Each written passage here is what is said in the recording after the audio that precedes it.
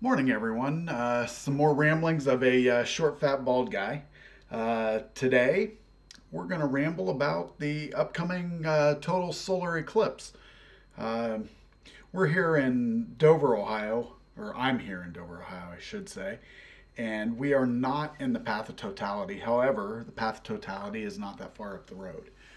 So, my plan is to drive northwest of here so that we are in the path of totality. I would like to photograph it, get a picture of the corona. I've bought a special filter for the camera. Gonna do a 360 with my GoPro Max and all that. Of course, being here in Ohio, right now the weather forecast is not really conducive to photographing the corona. Because they are saying it's very likely that we will have cloud cover and possibly showers. We've got a few days out, so we'll wait and see. Things can obviously change here in Ohio. If you don't like the weather, wait an hour; it'll change. That's for sure. Um, Regarding this eclipse, this will be the first total solar eclipse visible in Ohio since 1806. The next one is 2099. So yours truly, it's 62, and obviously going to be around for the next one in 2099. So I'd really like to get a chance to see this. Uh, a lot of the what do I want to? How do I want to say this? A lot of the state governments are putting out warnings ahead of the eclipse uh, because of the influx of visitors and tourists to the areas where the eclipse is going to be visible. I mean, some as far as Texas, I know the governor has said, stock up on your supplies, fill up your tanks with gas because there's going to be so many people here, you may not be able to get the normal supplies you need as a resident of Texas. Um, I find it very hard to believe that that would be the case, but in today's day and age with supply chain issues and all that, uh, I guess it's possible. The other thing that has come out of this is hotels and all of that are charging a premium for the day before the day of the eclipse. And I've seen some people out there screaming and hollering, oh, they're ripping people off, $300 for a night. Normally they're 120, blah, blah, blah. Well, they know they're going to sell the rooms. That's just the way it is. And, that is no different for any other event that is going on in an area. I remember a couple years back, we had booked a room in downtown Cleveland, and there were a lot of events going on in downtown Cleveland. There was a triathlon going on, there was a ball game, there was some things going on in theater, and a normal night stay at a Days Inn, I believe it was that we stayed at, was like 120 bucks. We paid $400 for the night, and it's because the rooms were in high demand, and the hotels and the people there could get what they demanded. Um, I'm no different in my business.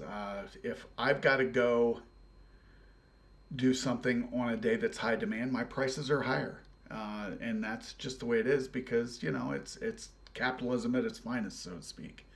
But anyway, back to the eclipse. Some of the things that have happened with this, I don't understand, and that the schools have closed. At least here in Ohio, they have closed.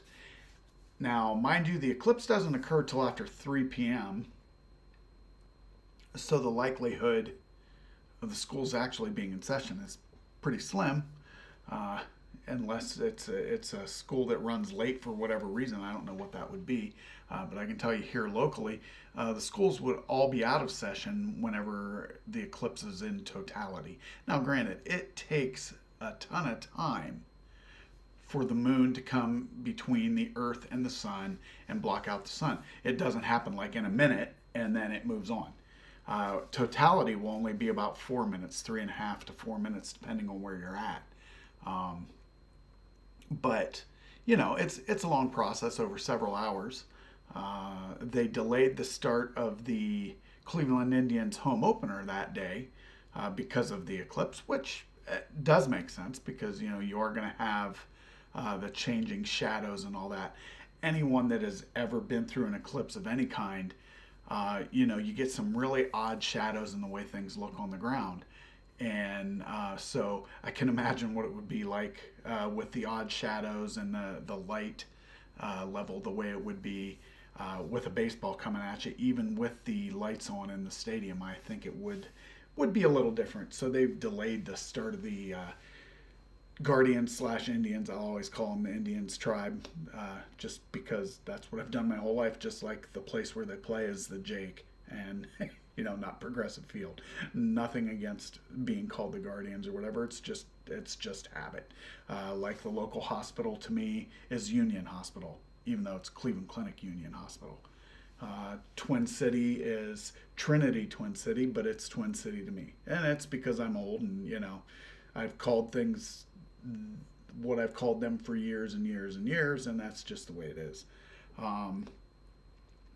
Like I said, my plans drive northwest. There's a state park up in Medina County that is in path of totality.